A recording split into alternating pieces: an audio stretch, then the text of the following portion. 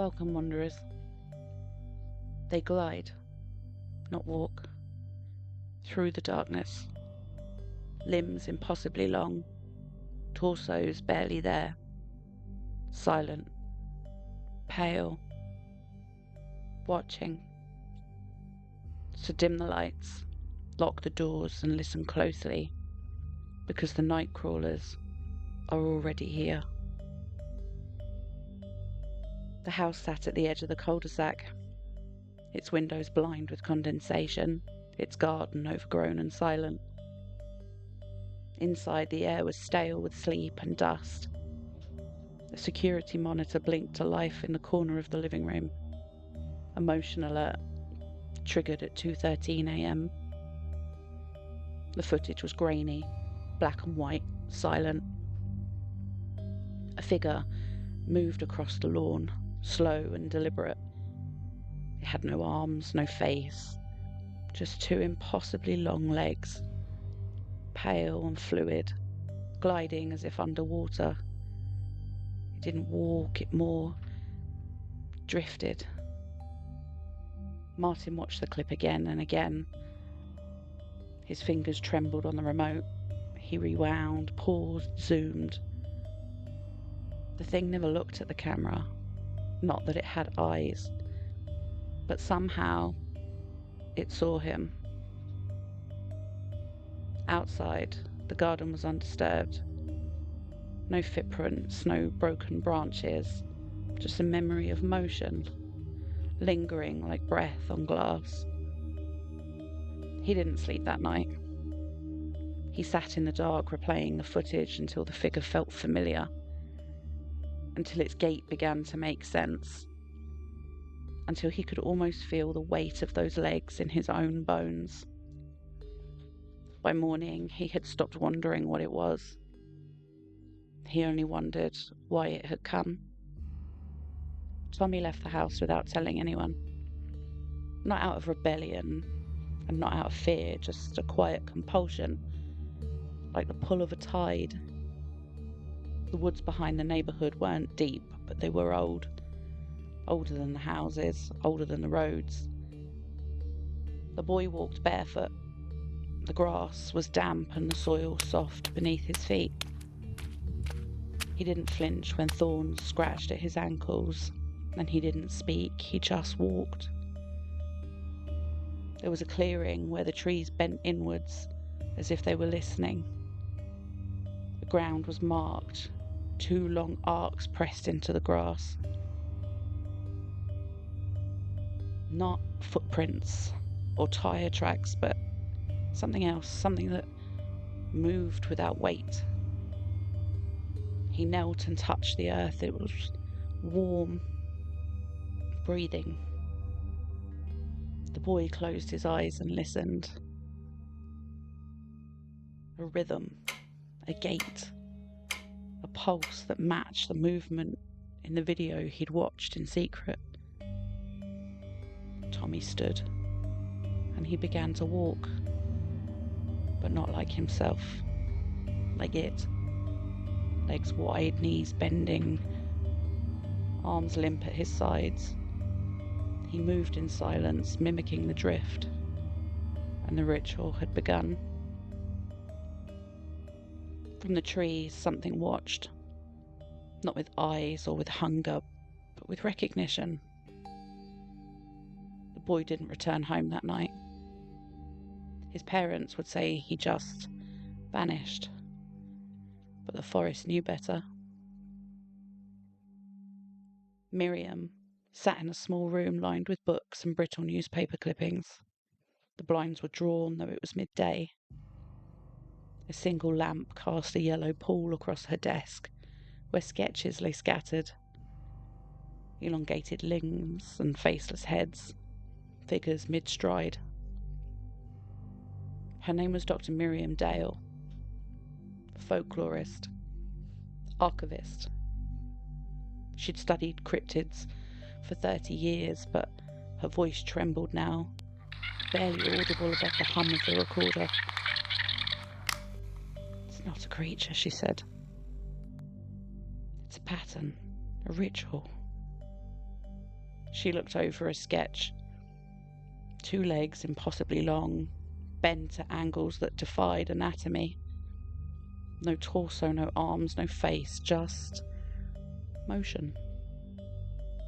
It appears in pairs, always walking, but never arriving. That's the point. It's the walk itself, the endless, faceless walk. Her fingers tap the desk in rhythm. 2 beats. Pause. 2 beats. A mimicry. Miriam spoke of dreams. Not hers, but those reported by witnesses.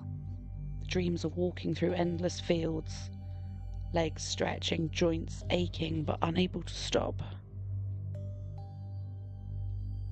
No destination, just movement. She paused, eyes flicking toward the window. The blinds trembled, though there was no wind. Some say it's a warning. I think it's a reflection of what we become when we stop asking why. The recorder clicked off. Outside, the street was silent, but somewhere, faint and rhythmically, footsteps echoed.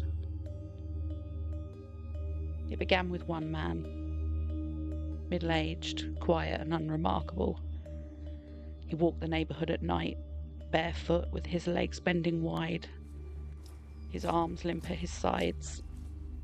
He didn't speak, he doesn't look up, he just walks. The gait was unnatural, too fluid, like something learned from watching. The neighbours noticed, first with unease and then just with silence. Within days, others joined him. A woman in a nightgown, a teenager in school uniform, a mail carrier still in his uniform. They walked in pairs and then in clusters, always at night, always in silence. Security cameras caught them, dozens of figures gliding past, synchronized, faceless in the dark. Their legs moved like pendulums, their shadows stretched too long. One homeowner, shaken by the footage, stepped outside. He called out, but no one answered. The walkers stopped. They turned. They had no faces, just the suggestion of a head, bowed slightly as if listening. He retreated, locked the door, but the footage showed something else. After he turned away, one of the walkers broke formation, stepped towards the house, paused, and then resumed the walk. And the next night, the man joined them. No one spoke of it, not in the morning, not at work, not online. The walk became a ritual, a quiet surrender, a rhythm older than language. From above, the neighbourhood looked unchanged. But beneath the street lights, the walk continued, legs bending wrong, a procession of the forgotten. And somewhere in the woods behind the cul-de-sac, the nightcrawlers watched. Tommy's room was untouched. His shoes by the door, his backpack still zipped. No signs of a struggle, no note, just absence. His parents searched the woods. Police combed the clearing, dogs sniffed the flattened grass, but the trail ended where the arcs began. 3 days later, a package arrived. No return address. Inside was just a USB stick. No message, no explanation. The footage was silent, grainy. Fixed camera pointed at the forest.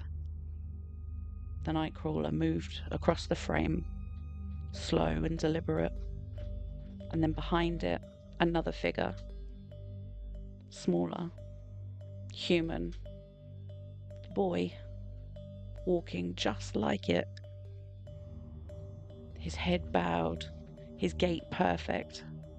He didn't look at the camera, he didn't speak, he just walked. His mother watched the footage in silence. She didn't scream or cry, she simply reached out and touched the screen as if she could feel the rhythm through the glass. Dr. Dale had reviewed the footage prior. She didn't speak for a long time, and softly she said, "He's part of it now. He walks where we can't follow." The video ended, the screen went black, but the sound continued. Soft footsteps, fading into the trees. Claire, a podcast host, sat alone in her studio.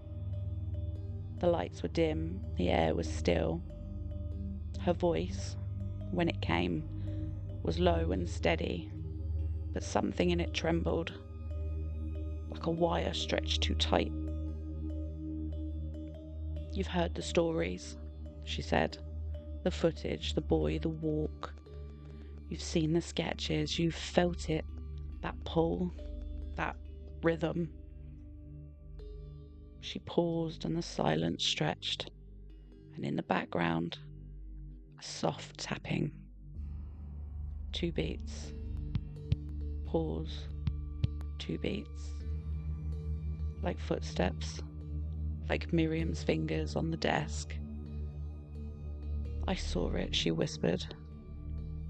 "Not on a screen or in my dreams. It came to me. It walked past my window and I followed." She described the walk, not with words but with breath. Her voice slowed, her sentences stretched. She spoke of the clearing, the arcs in the grass, the warmth of the soil. She spoke of the boy, his limbs bending wrong, and of the man who joined the procession, and of the moment she understood. It wasn't a creature, it was a choice.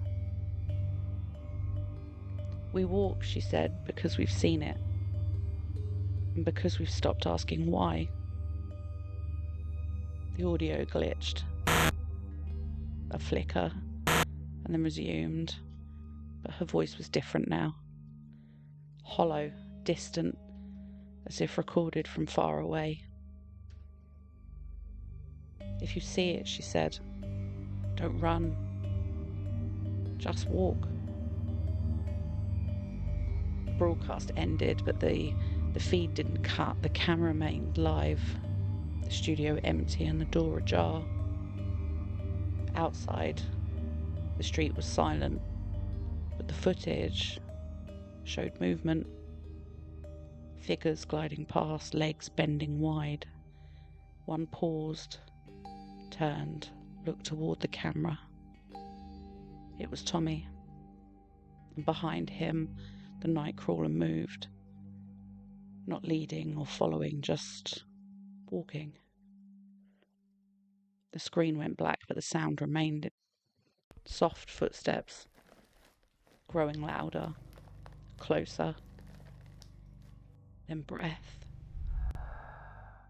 Then one final sound. A knock. Long before the cul-de-sac, before the cameras, before the boy, there was a forest. Not mapped, not marked. And in it, they walked. The nightcrawler was not born, it was remembered. The oldest stories speak of a famine. Not of food though, but of identity. A village where names were forgotten, faces blurred and language dissolved into rhythm. The people didn't speak, they just walked. They said it began with a child who mimicked the shadows. The elders carved symbols into trees, 2 arcs, always paired. They lit fires, they buried mirrors, but still the walkers came. The nightcrawler was not a creature, it was a ritual, a shape etched into memory, a gate passed down like a curse. When the village vanished, no one mourned, no one remembered, but the walk remained. In dreams, in footage, in children who move wrong when no one's watching. And now it spreads, not through violence or through sound, but through imitation, through surrender. You've seen it, you've felt it, the rhythm beneath your skin. 2 beats, pause, 2 beats. The nightcrawler doesn't chase you, it waits, it watches, and when you walk just right, it walks with you. So if you find yourself drifting, legs bending wide, no destination in mind, ask yourself, are you walking? Or are you being walked? And there the tale ends for now, but the echoes will always remain.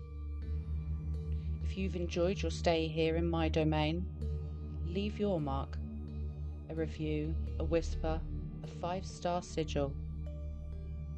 Until next time, wanderers, I've been Fauna Blakewell, and you've been changed forever.